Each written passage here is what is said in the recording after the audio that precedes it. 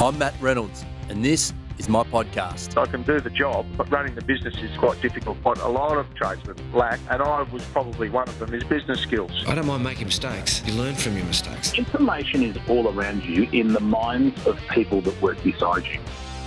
Welcome back to the Trench Talk podcast. I'm your host, Matt Reynolds, and my guest for this episode is Jon Hollenberg of 5x5, a website design company operating out of the Gold Coast in Queensland, Australia.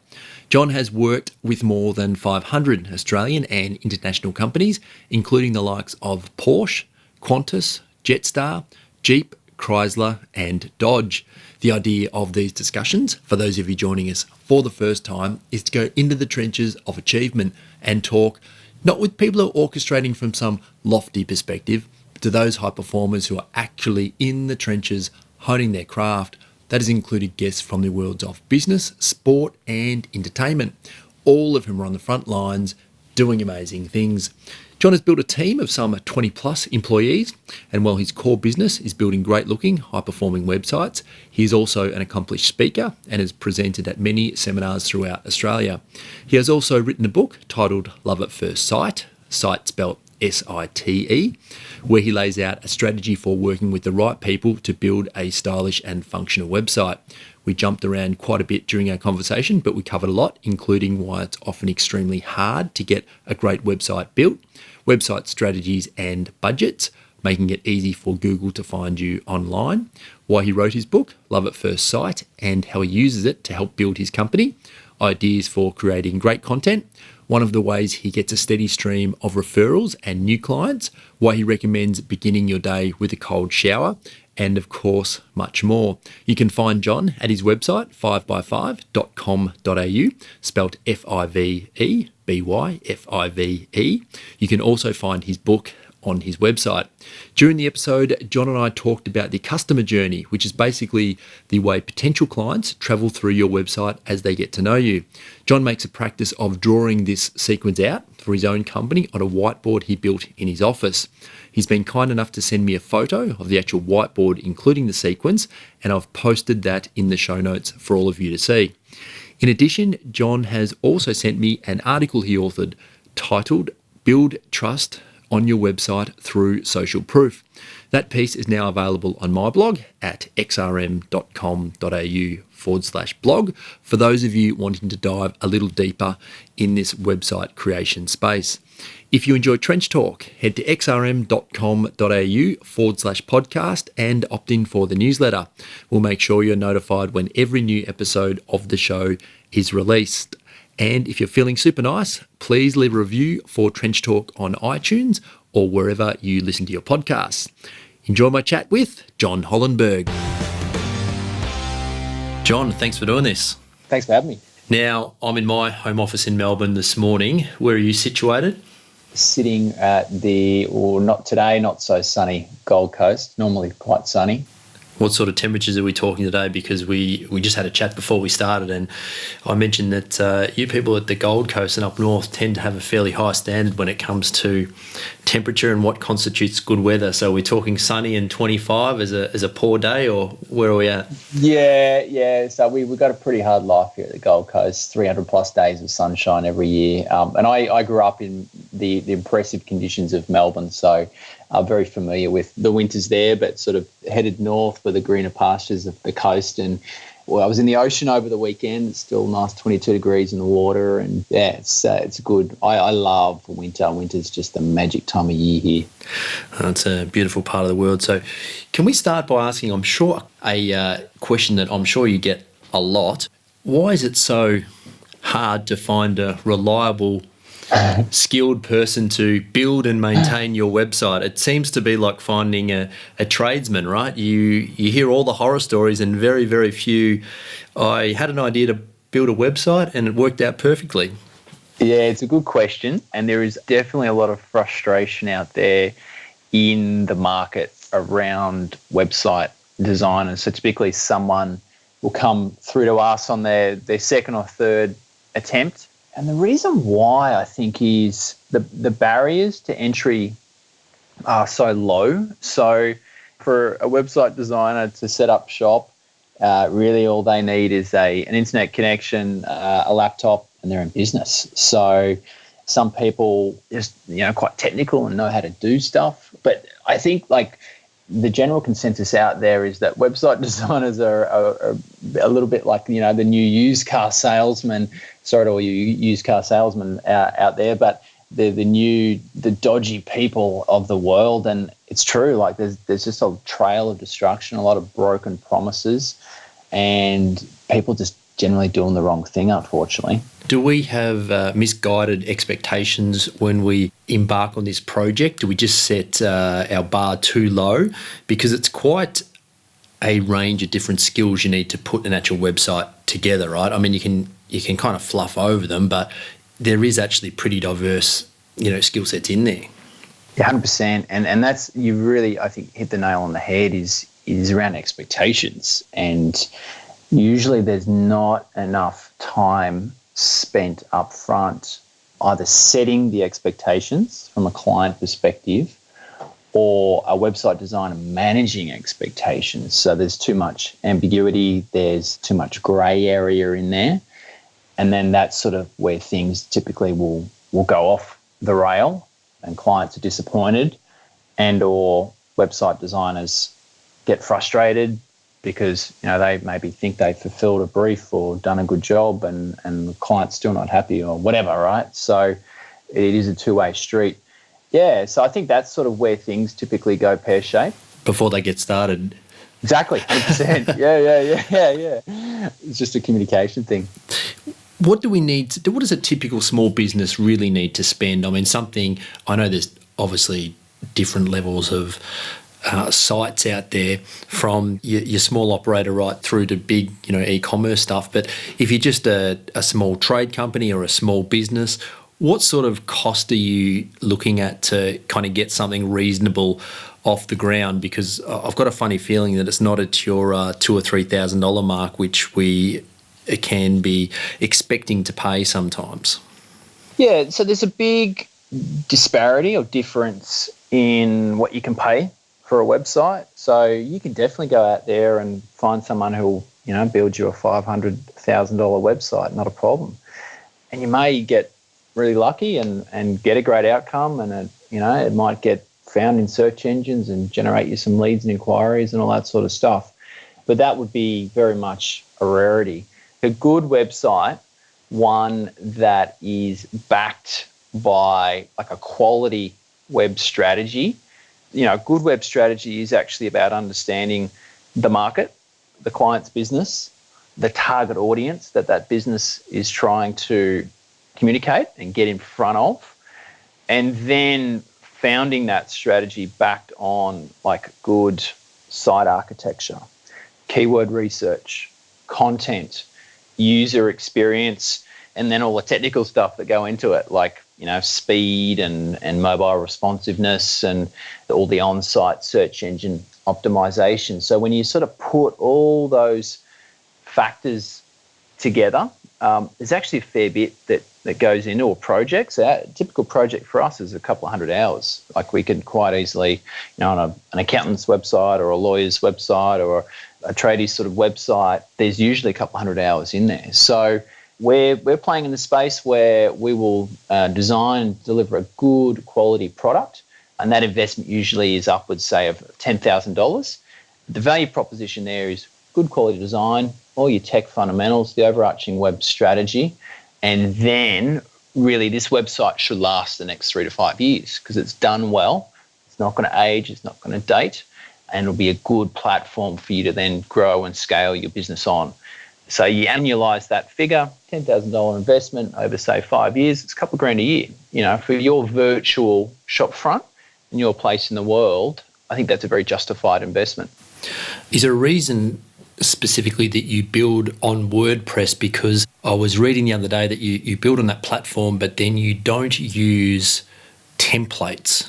Mm-hmm. A WordPress template, have I got that right? Yeah, so there's lots of different ways you can build a website. So we use a tool called WordPress. WordPress drives around, say, a third of all websites on the internet. So it very much has the market share in terms of the platform that people are using to drive their website. It's called an open source content management system. So what does all that mean? Open source basically means it's free to download. You can install it. You don't pay any licensing fees or anything like that. You can shape and mold and do what you want with it, right? And then a content management system is basically having an area, like a back-end component on the website that you can log into and you can make changes. So you can edit some text, you can put up a new blog post, you can add a team member, put up a special or a service or whatever, right? So why do we use WordPress? Well, it's a great tool, but most importantly, Google love it. So out of the box, it does a lot of the stuff that we need a website to do. It's very search engine friendly. It's super easy for an end user to get into the back end and just understand how to use the software. It's scalable, so there's like big, heavy traffic sites out there that use this. So, ultimately, Matt, it just ticks all the boxes. You mentioned SEO. It's an ever-changing space. What do we need to concentrate on right now if we have a website? Are there any key things we need to be doing? Yeah, people see that SEO. So we'll start out by defining, what is SEO? So, that'd be great. Thank you. Yeah, that's cool.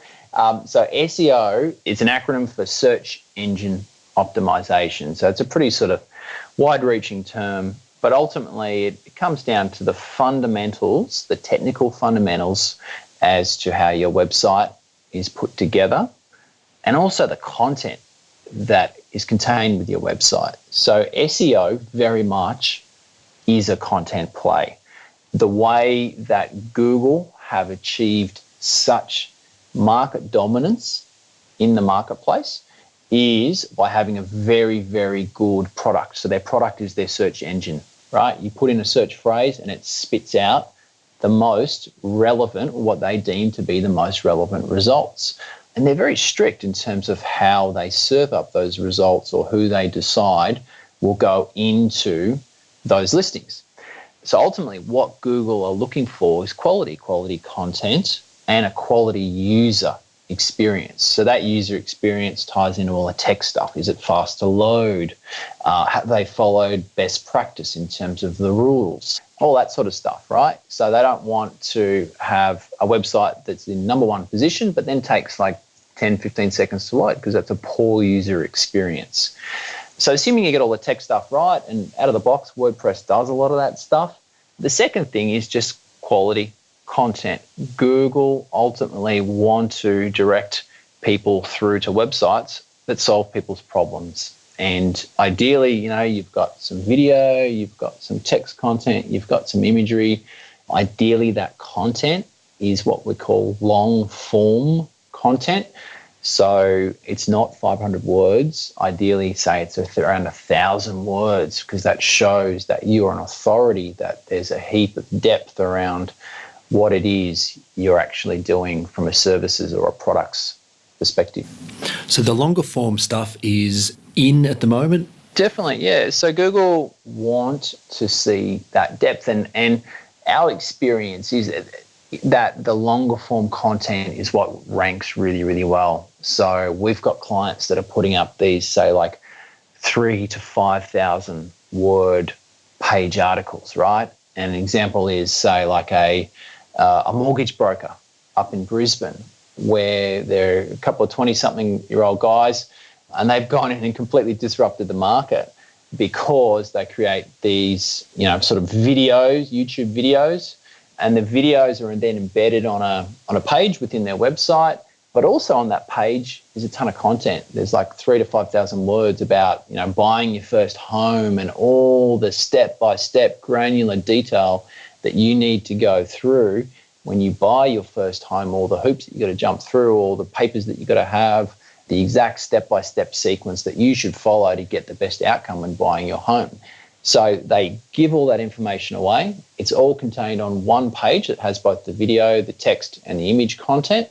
And then when you search on, say, home loan Brisbane or first home owner Brisbane or any of these sort of search variations, their site performs really, really well.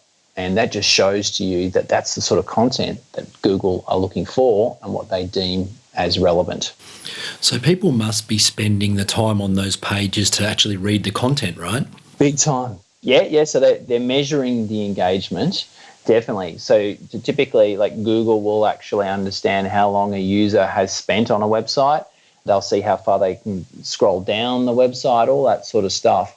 And vice versa, the business owners that actually take the time and the effort to create the content, they're the ones that are reaping the results. So that's the whole thing about content marketing, is the barriers to entry are actually quite high, because, I can just read the minds of the business owners that are listening to this podcast where it's like, I don't have time to create content. I'm too busy servicing my clients or caught up in the day-to-day running of my business. And unfortunately, the spoils will go to the business owner or the content creator that's taken the time, the effort to document exactly what it is they do, how they do it, who they do it for, in in-depth detail, because that's ultimately where this world is heading towards. Google have made content free just through their search engine, and the businesses that will succeed are the ones that completely are open, are transparent, and are the most useful, helpful businesses that solve people's problems. Yeah, and we expect free content now as well, right? That's part of us being consumers. So I suppose we've got that sharing philosophy, if you like, when coupled with the correctly technically put together website, that's when you're going to get a used website, which then should in turn deliver visitors to your website and hopefully more customers, right? Yeah, correct. And that's why I say having like a blog on your website is actually really handy, because what a blog allows you to do is go really, really deep on something that's quite specific or granular. And the advice that I give to our clients is, like, listen to the questions you get asked by your either potential clients or clients every single day, whether it's a sales conversation or an existing client. What are they asking you? And then what you can do is literally go and answer that in the form of a blog post, because if someone's asking you that question, more than likely they're punching into Google to find that answer as well, or other people are punching that into Google to find their answers. Do you have to stick with the written word, or can you do it via video? Can you do it via audio? How does Google treat those? A combination of all three would probably be best, I'm thinking. Yeah, all of the above. So the ultimate trifecta from a content perspective would be a YouTube video. That video is embedded on a page, either a blog post or, say, just a standard page on your website. You would have text content. So, Google still want to see the written form, and that's ultimately how they're finding the keywords and all the different permutations within that. And then interspersed throughout that would be imagery. So you've got video, you've got text, you've got images. If you can do all three and have 1,000+ words of text on each page, typically those pages will rank really, really well for your products and services. What's your favourite website, or what do you regard as the best website? That is a good question. I think it's the ones... Well, I'm a bit of a design nerd, so I appreciate good quality design, the aesthetics and the look and the feel and all that sort of stuff. But more importantly, I think it needs to take someone on a journey. And that sort of ties into our fundamental nature, being a human being, that we respond to storytelling. So that's why I love video. In our business, we partner with a lot of content creators, so filmmakers, videographers, all that sort of stuff, because when we can layer in a really nice piece of video content, and usually this is what we call like the why video. It's the first video you'd probably get shot for your business if you're going to do that. It's a really great asset to have on your website. This why video pretty much talks about who you are, what you do, who you do it for, but more importantly, why you do what you do.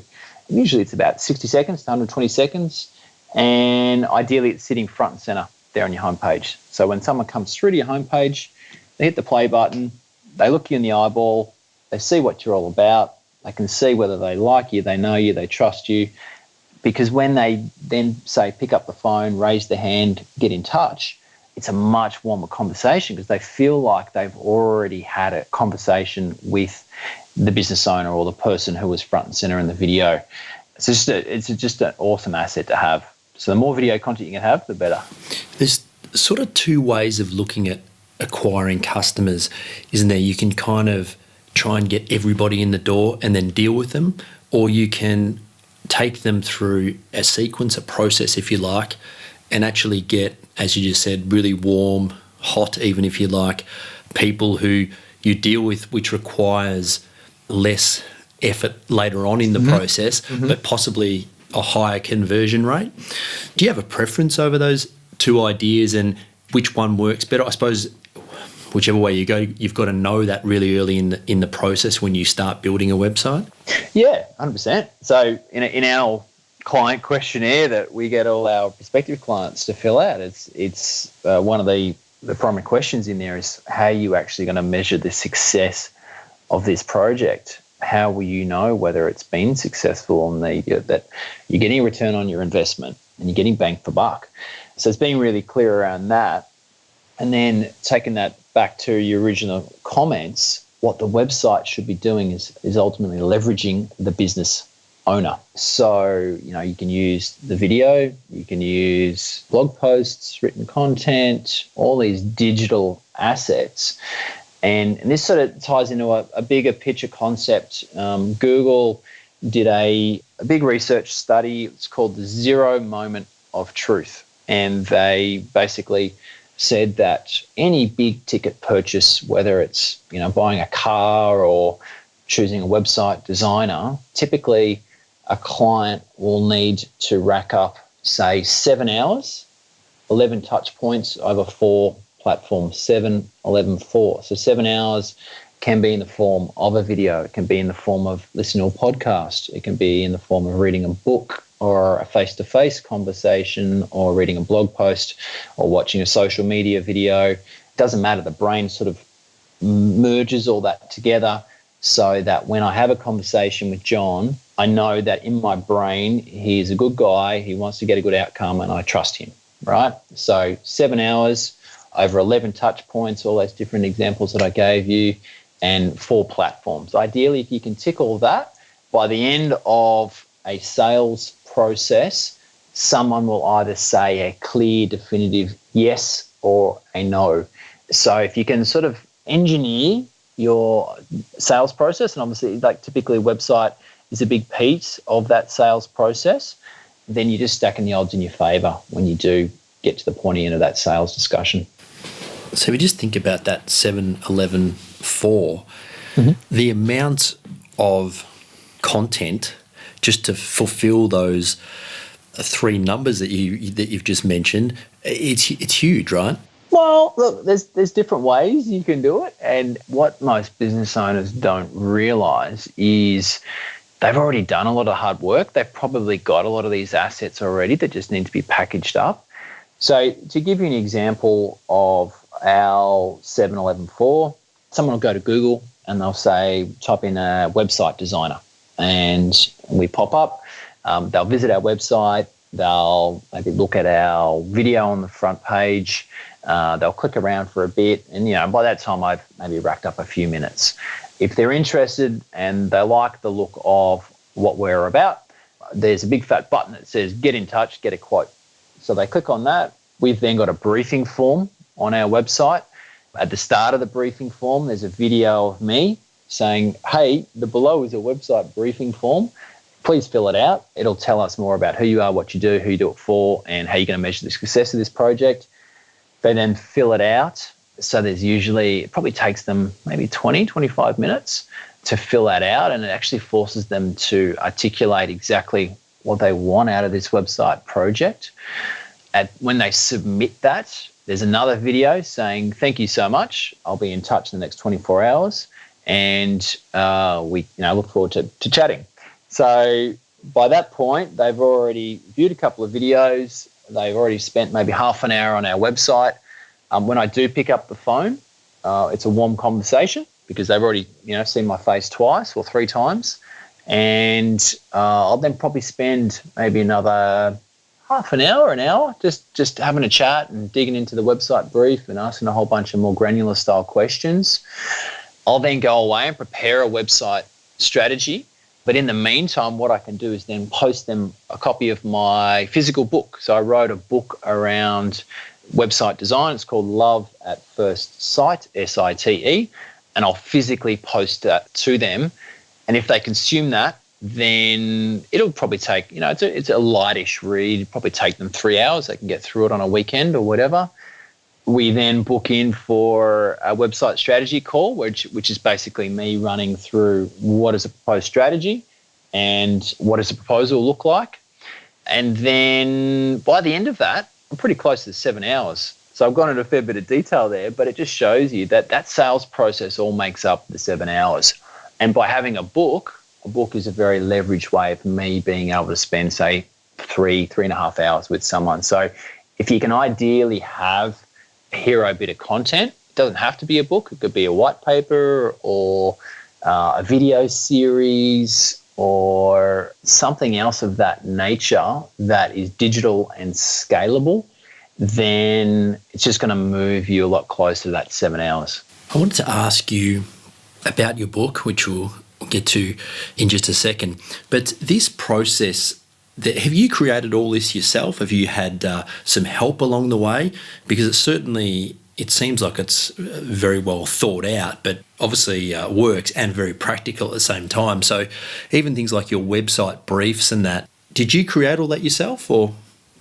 Look, there's nothing new in this world, so it's sort of like cherry picking bits and pieces from all around the place. And every time I hit a roadblock or I get some pushback or I just think, there's friction or whatever, like I just try and implement a little tweak to the system or the process or put in a new little check or whatever that just smooths that over. So this has evolved over, 13 years of doing sales and doing web strategy for clients. So yeah, it's been incremental and just growing and evolving and still changing. So I'm layering more bits and pieces into it as we speak, just to really stack the odds in our favor. Because at the end of the sales process, all I need someone to do is to say a clear yes or a no. And if I can increase that conversion percentage, I know that I've got a really, really consistent sales machine where I can put more stuff in at the front of the funnel, and it's just a pure numbers game where you've got X amount of things at the start that spits out pretty much 1 in 2 conversions at the end of that. And is that where you're at the moment, about 50% on a conversion rate? Correct. Yep. Okay. And we're getting clients from very warm sources. So we've got a lot of partners out there that someone will say, you need a website, go chat to John. So these are lawyers, these are business coaches, these are accountants. They are sort of very strategic, trusted people in their networks that we've formed relationships with, and we'll go and educate and do workshops with and all that sort of stuff. So that when someone does come through, there's already a good level of trust that exists. Well, it's obviously working, right, because it's contributing to such a high, I don't really know the industry specifics, but converting 50% of anything in a sales environment is pretty impressive, I would have thought. So. Yeah, but the numbers are quite low, so that we're not putting through. I'm not writing hundreds of web strategies. It's probably 15, 20 web strategies a month. Yeah, got it. But that's the whole point, in the fact that by the time someone fills out the form, they're very much pre-qualified, so they understand the sort of investment they need to make, and also the commitment that's required. So the physical process of getting someone to fill out a web strategy form almost forces them to jump through a hoop at the start. And anyone who doesn't really want to do that probably isn't that serious about a project, in the fact that they're not going to define the brief in terms of how they're going to measure success and how well they know their customers and all that sort of stuff. And B, they're really clear on the expectations in terms of budget and commitment and everything else that goes into a great looking, high performing website, which then loops back to your first question around why there's so many dodgy website designers out there. And it's probably because they don't take the time to actually ask these questions. Do you draw out this sales process for your own business and then look at each specific part? I'm just thinking, if you're trying to put this, sort of get an understanding of this for your own business, how it would work, do you suggest doing that, or do you do it and then do you suggest doing that? Yeah, it's funny you ask that. So we just renovated our office, and in my office, I've probably got a 5 meter wide wall that we painted on this whiteboard paint.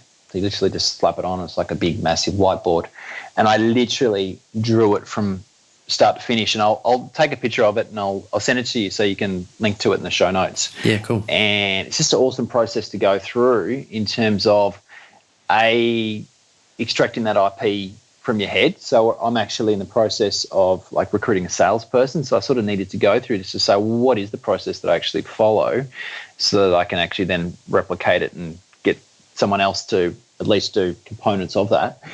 And B, how can I improve it? So what are the gaps that still exist? How can I layer in some other bits and pieces in there just to add those more touch points to the process? How has your business changed since doing the book? Has there been a significant difference, or would you say it's enhanced that process? Yeah, so I wrote the book 5 years ago almost, and it was a big process, around 30,000 words that were written in 4 weeks. Probably the writing wasn't actually the hard bit. It was the 8 to 9 months that came after that in terms of just putting it together and the edits and the proofing and packaging it up and all that sort of stuff. So there's a bit of work that goes into it. But ultimately, why I wrote the book was to, unpack my brain. So many business owners are just sitting on a mountain of knowledge that they've actually never really taken the time to unpack from their brain. And what writing something down does is actually forces you to articulate that and say, hang on a sec, there's actually 7 steps that I'm going through to deliver a website or whatever, right? So then that unpacks your brain. It also produces a mountain of knowledge that you were potentially just sitting on or carrying around or whatever. And then, it's also doing a lot of the other subconscious things, like it's building authority. I'm a website designer. I live in a very digital world, but a book is very much an offline tool, a very traditional tool. So it is actually a good disruptor in the fact that I can post someone a physical copy of my book. They can open it up and they can, slap it down on the table, and there's some weight and significance to it. They can curl up with me in bed and all that sort of good stuff, right? So yeah, all in all, it's just an awesome business tool to have.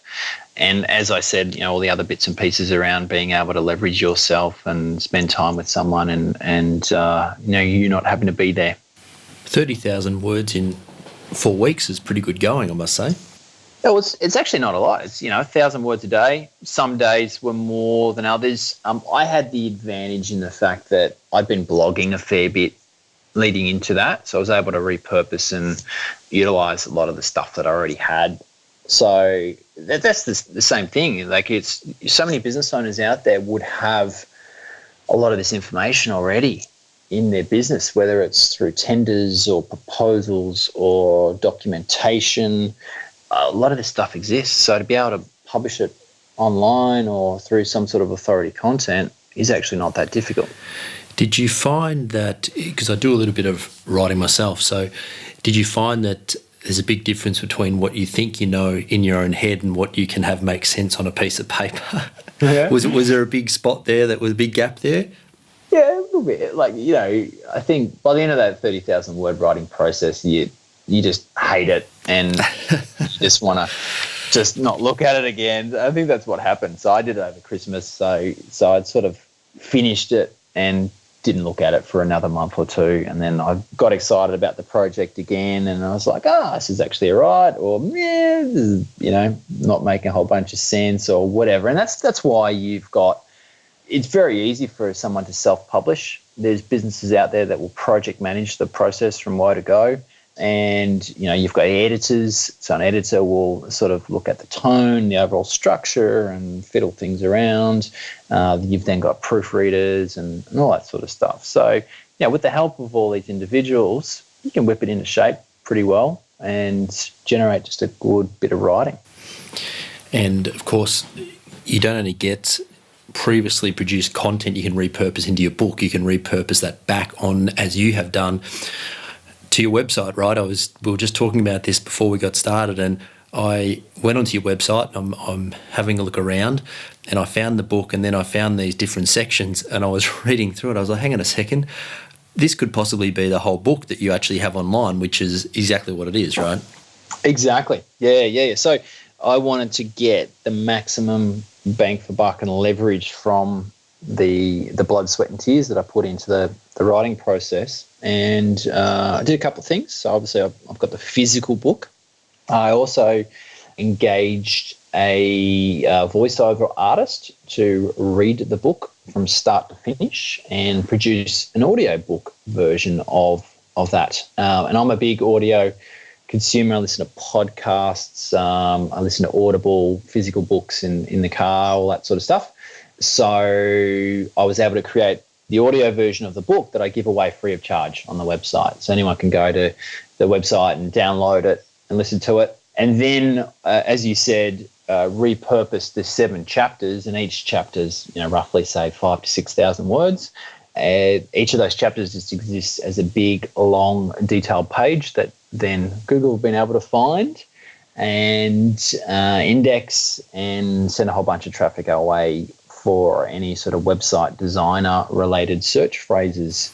Have you thought about repurposing each chapter into maybe a podcast episode, and then how in turn the evolution of voice search, which we're certainly on the cusp of that really going mainstream, right?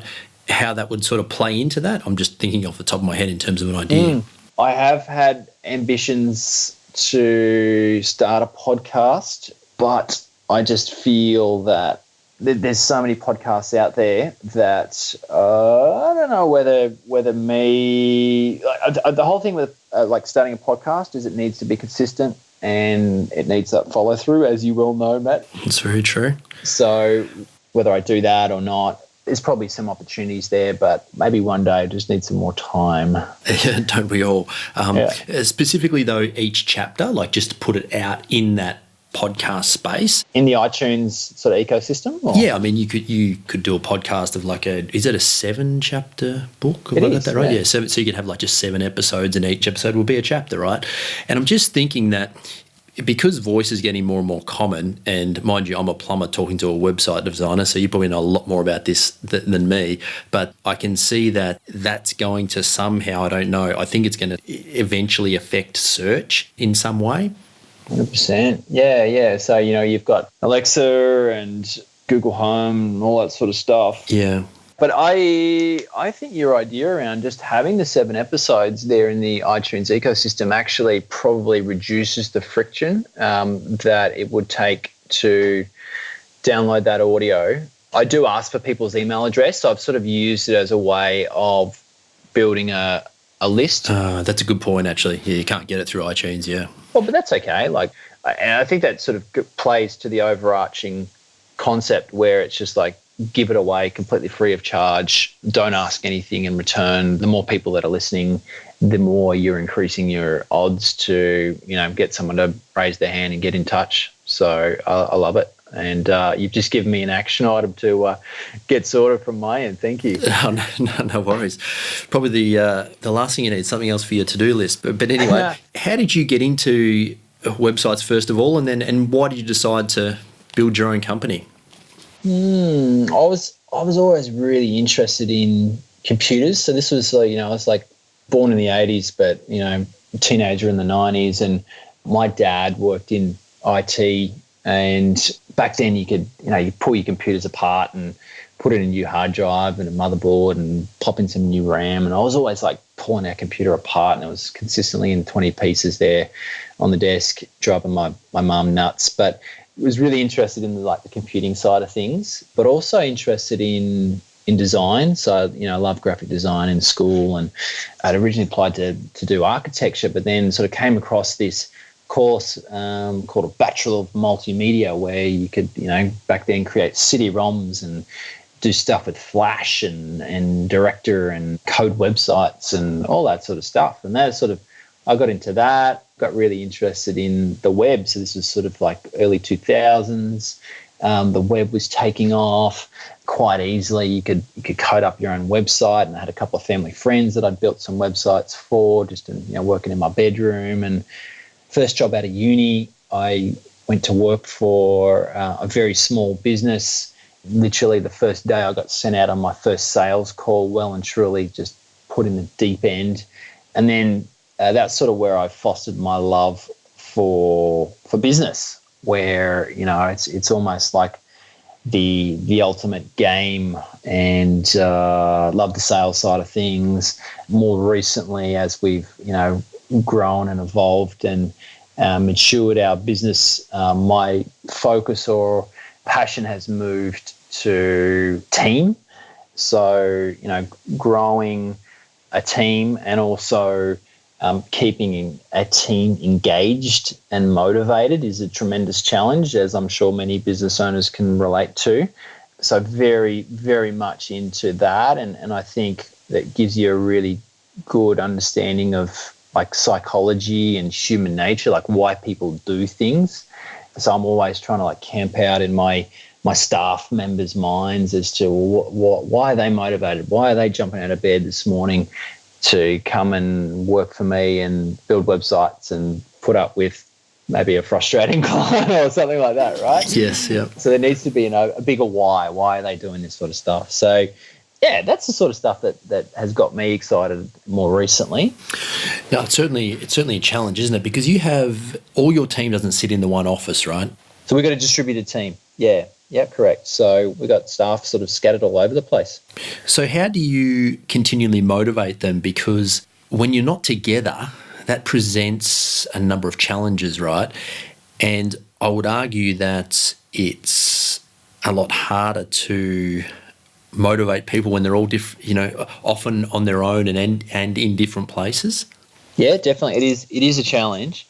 And this comes back to good old-fashioned face-to-face contact. So we are headquartered here in the Gold Coast. We've got 5 staff here. We're a super tight-knit group. We're all just good buddies. We've got social stuff going on every month. We hang out. We have fun. I've engineered the workplace to be a place that actually people really want to come to. I'm big into fitness, so I put in a chin-up bar, bolted that to the wall, and now we spend our lives hunched over computers all day. We can break it up, and every half an hour you just go do a set up chin-ups or pull-ups or whatever, and it's just keeping people fresh and healthy and moving and motivated and creative and all that sort of good stuff, right? So when you can sort of do bits and pieces like that keeps certainly people under the same roof engaged. And then externally, we've just got an annual team catch-up. So we'll hang out for 5-6 days, all in one spot. We'll do team building, we'll have fun, social activities, all that sort of stuff. And that's really what people are hanging out for. So these people being able to work from home gives them flexibility in terms of family and lifestyle. But at the same time, as you said, you've got to work really hard to continue that connection. Ultimately, that's what people want. They want that connection and feel like they're part of the bigger team. So there's no escaping that annual catch-up. We put a lot of emphasis and priority on it. And every time we do it, just the vibe and the general sort of culture just moves up another notch. Yeah, I could imagine, especially that length of time, 5 or 6 days together, you can sort of use that, I suppose, immersion technique to trade off until the next catch-up comes around, right? Yeah, look, and it is, it's an expensive process, but it's something that everyone is hanging out for every single year. Who has been the biggest influence on your career? That's a great question. A lot of influences. My dad was a big part of my business journey early on. And he wasn't an entrepreneur as such, but just a very sensible person, but also very compliance driven. So that sounds very boring, but I think where most businesses come unstuck is, they don't pay their taxes, they don't meet their obligations as an employer, all that sort of just like boring stuff that is just super duper important and brings 90% of businesses unstuck. So he was always the person that gave me good mentoring guidance around that. I've always had a business coach. So it's human nature for people to become complacent, I think. And by not having someone in their life, A, that holds them accountable, but B, inspires them to a greater purpose or a bigger challenge in life, I think is really, really important. And there's the saying that, environment dictates performance, and you are a sum of the people that you spend most of your time with, whether it's, your wife or your friends or your family or your work colleagues or whoever, right? So the business group that I'm involved in, they're bigger businesses. They're a bit further along in the business journey, but by seeing what they're doing and achieving and the problems that they're solving shows me that these things are possible and really inspires me to play a bigger game. Did you purposely choose your coach or company or the mentorship based on the fact that they normally deal with slightly bigger people because you wanted to grow into that space? Was that the thinking behind it? Not necessarily. I don't know, it's just funny how it evolved. So originally the coaching experience was a one-on-one thing, but that has evolved. So we've got like a thing called a virtual board of directors, and there's about 12 other business owners in the room. We catch up for 2 whole business days every quarter, and it's usually in a hotel conference room or something like that. And what we do is we put together a thing called a board pack. It's usually like a 50-page document. It's sort of like the State of the Union address, where this is what I've been working on. These are all my financials, so you show all your numbers. This is the problem that I'm facing at the moment, and this is the one question that I have for the board. And there's a tremendous process in terms of having to prepare that document, because you pretty much know the answer to that one question that you need help with before you even walk in the room. Yeah. Right? So it's that critical thinking, that self-reflection, all that sort of stuff. But what I really enjoy around the process is just the shared business learnings of the 12 other businesses in the room, because everyone is at different stages. They've got different problems.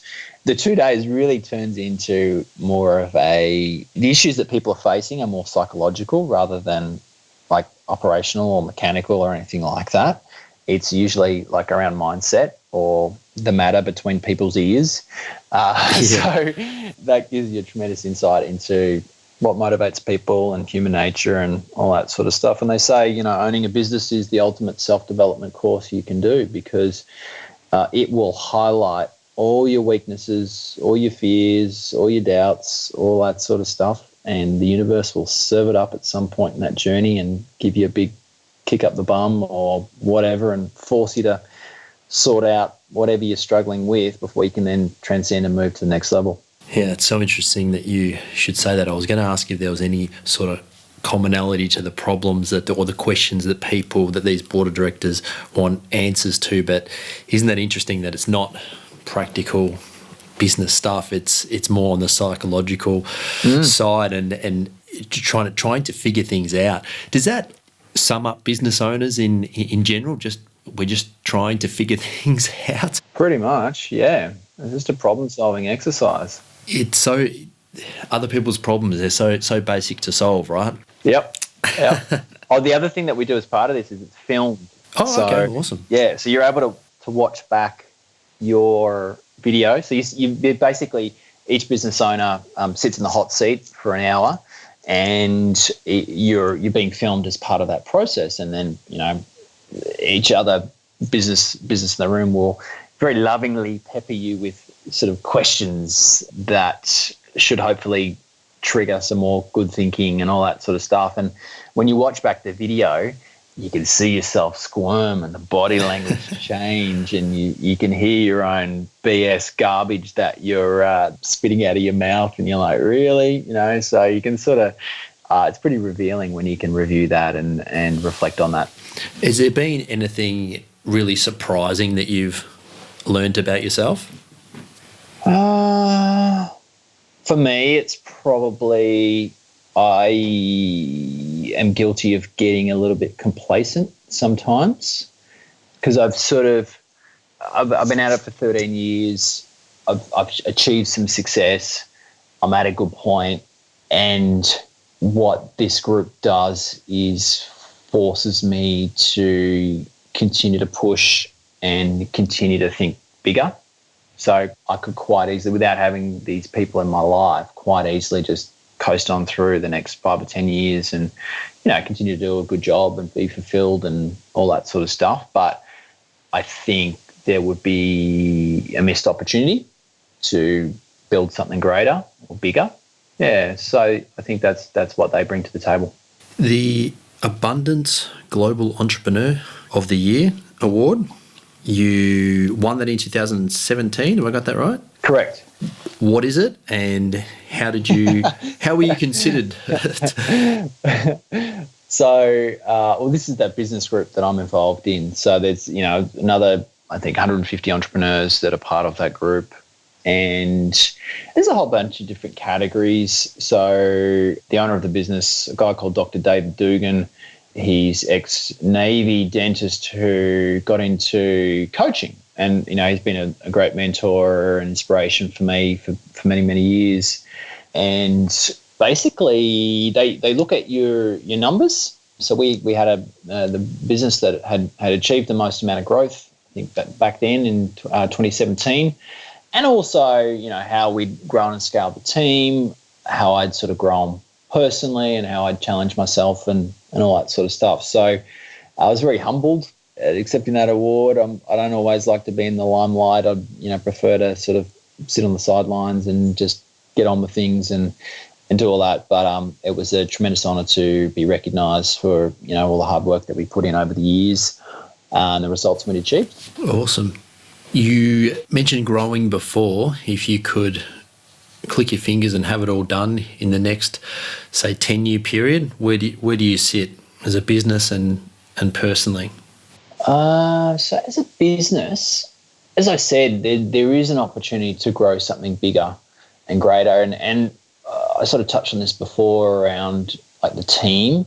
Where I get a tremendous amount of satisfaction is seeing my team grow and evolve and progress in their skills and their mindset and their confidence. So if I can have, our senior sort of staff really driving the business, and for me to be able to still be involved from an overall sort of strategy perspective and add value for working on specific client accounts or whatever, then that's sort of like the place that I'm heading towards. Yeah, there'll probably be more team. We've certainly got more capacity to grow and do more volume and all that sort of stuff. We've built it in such a way that we've really, engineered our systems to grow and scale those. So do more delivery en masse. But another big part of that, and something that I've become a lot more interested in, is around contribution. So, giving back. It's something, I'm the first to admit that I probably haven't done as much as I should have in the past, just around, partnering with, say, local charities. I think that's where I'm going to get a lot more fulfillment as, I sort of grow and mature.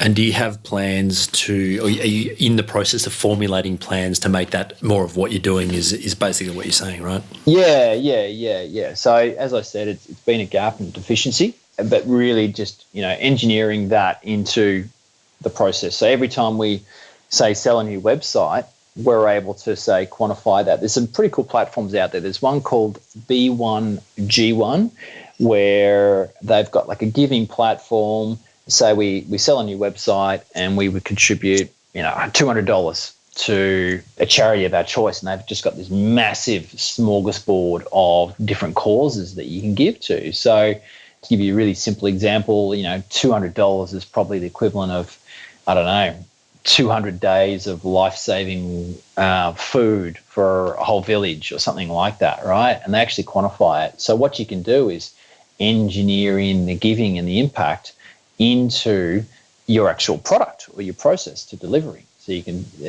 quite easily surprise and delight a new client to say, hey, because you've chosen to partner with us to build a new website, you've just provided 200 days of life-saving food for a whole village, something like that, right? Yeah, that's actually a pretty cool idea. You can actually get down to specifically the impact, because it's always one of the challenges with charities, right, is to how much of the money that you give ends up where they say it's going to end up, whereas this actually quantifies the end result. Yep, and you can do these micro impacts. So it doesn't have to be $200. It could literally be $2, I think, is the smallest investment you can make. Oh, okay. So there's no reason why everyone can't be doing at least something. Absolutely. Now, I'm not sure whether it's formally or not, but you help other young entrepreneurs, people just getting into business yourself a little bit. What do you most commonly find yourself talking to them about? A lot of it is around mindset. Repeating what you've learnt in the hot seat? Yeah. But also, I'm a big believer around how you physically show up every day. I've spent a lot of time with, not a lot of time, but, consuming the big man Tony Robbins' stuff. And he talks about your body being a remote control, right? And how do you change the channel? If you're sick, you're tired, you're unmotivated, you're lethargic, how do you change the channel on that? How do you get invigorated, excited, inspired, creative, all that sort of stuff? That is to change your physical state. So a way of doing that might be a sort of chin-ups, pull-ups. It might be doing some breathing. So I'm a big fan of like morning routines. I'll get up, I'll do some PT, I'll do some breath work. So usually it's like some fire breathing, some very circular, fierce breathing, oxygenating your system and your brain, switching on all the synapses and all that sort of stuff. I'll do a bit of gratitude, so always be thankful for the amazing stuff that's happening around me. I'll then visualize what I want to get out of the day. So hand on my heart and just visualize what is it that I'm working towards this month, this week, and today. And then I'll typically go and jump at a cold shower. So at the Gold Coast during the summer, it's not that cold, but winter can get pretty fresh. And then it's just game on after that. I'm just ready to, run down the street and get into it. So that's typically how I start the day. And I think if people were a little bit more conscious around how they physically approach that, there'd be a lot less stress, a lot less anger, aggravation, depression, everything else that goes with that. And I think just people would be in a much better place. You're just building those resources to deal with everyday, day-to-day stuff is a real key component of, I guess, developing any sort of success in your life, right? So important to make sure you're on top of that, not only so you can get the most out of every day that you can, but also so you have that deeper level you can go to if you need to in times of crisis or when a problem comes up. You're ready to rock and roll, right? 100%. That's what I love about the cold. Like the cold is the ultimate character building. The physical process of hopping in a cold shower every morning just sounds a bit crazy, but what you're doing is you are doing the most difficult thing that you're probably going to have to do all day, right? You're just getting it done. You breathe through it. It forces you to deal with that stress response, and everything else is just a walk in the park after that. And I guess, I'm just thinking this through now, you're doing that every single day. You get much better at doing it, right? Yep. Not only the cold shower part, clearly, but also all the other challenges that come up. And if you can incrementally make everything that you face require less of your resources on an ongoing basis, you're going to equip yourself to deal with more and bigger and assumingly better things, right? 100%, yeah. Yeah. Just a couple of questions, John, and then we'll wrap up. If you could have one law changed or implemented, what would it be? A question I do ask everybody. For me, like, just health is so important. If you don't have your health, you've got basically nothing in life. You can have all the money in the world, all the time in the world, but you don't have your health, it's all over. So I think diet is a big part of that, and some sort of heavy tax around sugar and the consumption of sugar, which is, I think, a real issue and a challenge, certainly in the schoolyard. That would probably it would be related to that. And I know it might be slightly controversial around taxing that sort of stuff, but yeah, it needs to be moderated because it's too prolific at the moment. No, I couldn't agree more with that. If someone wants to get in contact with you, 5by5.com.au is your website. Is that the best place to go on and, if nothing else, have a look at the process that you have so deeply, by comparison to other people I've come across in this industry, thought about and laid out? Yeah, correct. Yeah. So if you go to 5by5.com.au, I'll just Google that. You should come across us. And is there anything that you want to add, John, before we wrap up? Any parting words? No, just thank you very much for having me. Keep breathing. Do the difficult thing in the morning, especially if you're in Melbourne. I know it's very easy for me and my high horse, the Gold Coast, just walk go outside and do cold showers. But it'll change your life. You know, everyone I've recommended it to, they've just done consistently over time. It's a game changer. There's a crazy Dutchman, Wim Hof, Wimhoff. He's got a whole protocol around that. He works in the breath as well. It's just, you change your body, you change your mind, you can achieve amazing things in this world. I've actually done a course with, not him, but one of his people he's trained. Oh, yeah. And, you learn about yourself quickly with cold water, that's for sure. And surprisingly, just to add one thing, when you know how to do something, how easy it actually is. Yeah. I was a little bit surprised with that. Once you have the breath work, sort of sussed out, it does make the cold a lot easier to endure. So, were you in the ice bath? Yeah, absolutely. Nice. So not to the extreme that some of his websites show that he does. This whole walking to the top of Mount Everest in board shorts and all that sort of stuff, I'm not quite sure that that's a great idea if it's your first time. Probably should start off with the cold showers first, but no, it certainly opens your mind to what's possible, and I think if nothing else, that's a really important thing. So, John, mate, thank you so much for doing this. I'm going to be respectful of your day and let you get back to it, but I'm very impressed with the process that you put together. The fact that you've made your book available on your website, I think, is great. And as I just mentioned before, for someone to have actually thought about all of these things and then laid it out so clearly, it's a bit of inspiration for myself, I've got to say. So thank you very much for doing this. Appreciate it. Pleasure, mate. Hey everybody, it's Matt again. Thanks for listening. Just a couple of things before you guys clock off. You can get all Trench Talk episodes at xrm.com.au/podcast. You can also sign up for other goodies at the same site. Just plonk your email in there and you are covered. That's X for X-ray, R for Romeo, M for Mike.com.au/podcast. If you really like what I'm bringing you, please head to iTunes, subscribe to this show and leave a review right there. And lastly, if you want to contact me directly, type the @ symbol followed by Mr. Matt Reynolds into your search bar and you'll find all the social links. Goodbye.